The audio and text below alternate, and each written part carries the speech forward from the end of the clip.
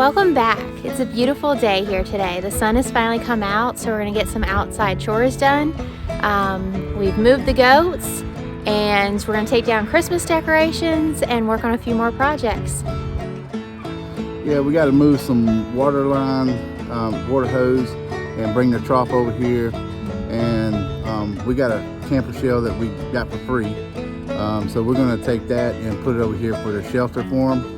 And they have another shelter right back there, right there. So they like their other one where it's all confined. It's like they're hidden. Yeah. So what we're going to do is bring it over here and let them have some fun.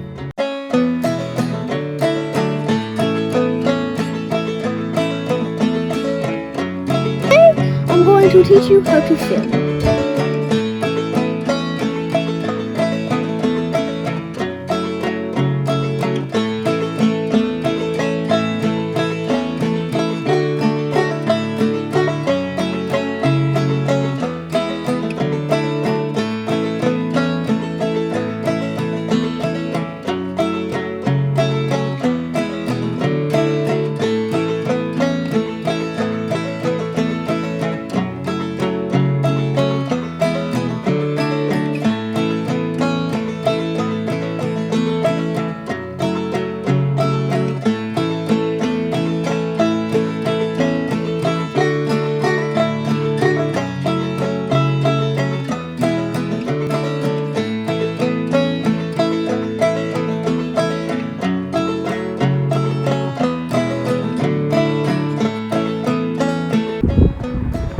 Alright guys, so the reason why we took the camper shell and put it over with the goats is we tried putting them in there with a different shelter and they just wasn't satisfied. They kept hollering all the time and it's like they were somewhere they wasn't supposed to be. So we put the camper shell in there now, which is their shelter, to see if that'll quieten them down a little bit. We really think that they just feel more comfortable with the camper. Ooh, the wind. And so we hope that that makes them feel a little bit more comfortable in their new goat pen. Absolutely.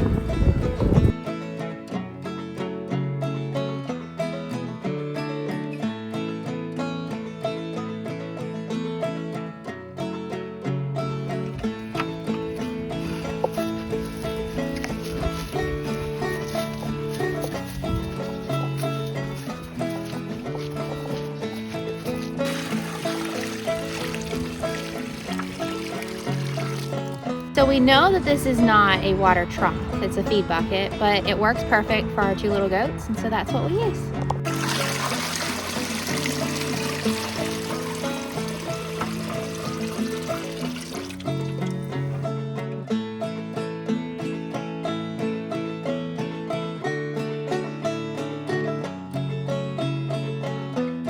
So we've had a few questions lately, one of them being, what is the noise in the background sometimes? And why is Jason always reaching behind him to turn something off? Jason is a volunteer firefighter, so he has a pager on him. So if you hear like talking or like a beep beep beep, that is his pager. So I wanted to clear that up. One of the other questions we had was, are we off grid? No, not yet. We plan on being off grid very soon.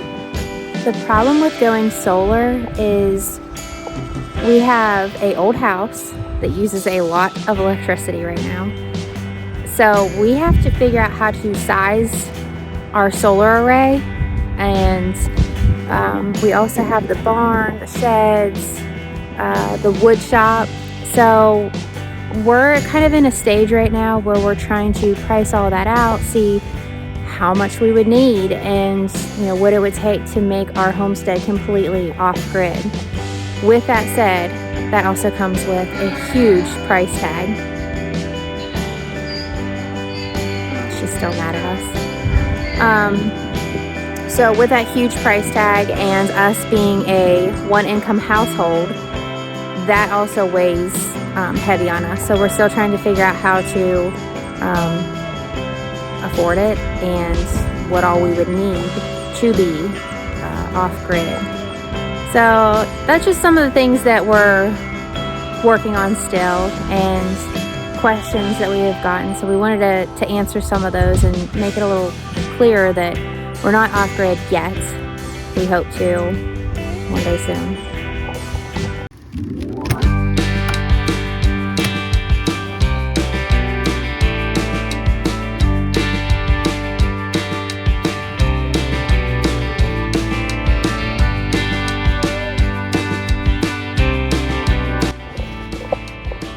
Excuse me, ma'am.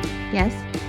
What happened to you helping me take down these Christmas decorations? I'm supervising, Oh, okay. and I'm very good at it, thank you. Hey, so this is the old carpenter's trick. When I was a little boy, I always had to help my dad when he was remodeling. And so he taught me how to daisy chain a drop cord. A lot of people don't know how to do that, especially the younger generation. And Michelle doesn't even know how to do this. And I tried to teach her and tried to teach her. And so she thinks that this would be a educational video on daisy chaining a drop cord. So you just take it and tie the knot, just like that. And you take, grab it, and loop. Grab it, and loop.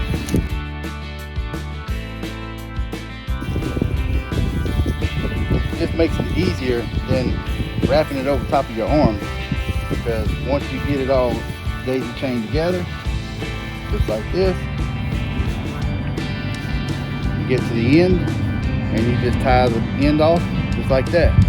So now you have the drop cord just like this.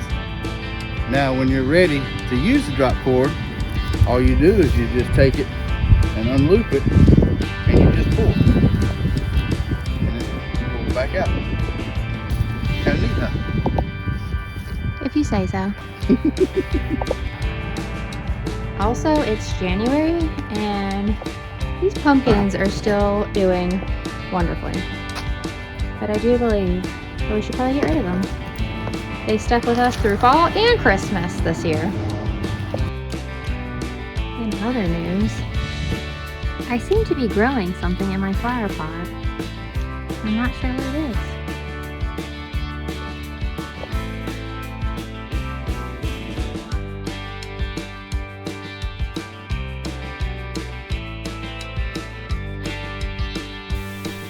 Thanks so much for watching our video. We hope you enjoyed it.